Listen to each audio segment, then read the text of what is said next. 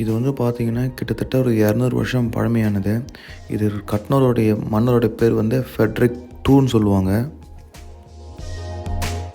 இப்போ நீங்க பார்க்குறது மதிலுக்குள்ளே இருந்து அந்த தோற்றம் எப்படி இருக்குது அப்படிங்கிறத இப்போ உங்களுக்கு காமிச்சிக்கிட்டு இருக்கேன். இவ்வளோ அழகா இருக்கு பாருங்க அந்த மதிலு.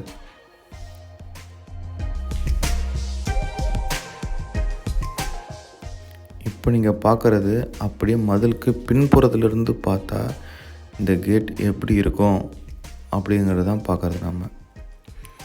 இப்போ பாருங்கள் எவ்வளோ அழகாக இருக்குன்னு சொல்லிட்டு.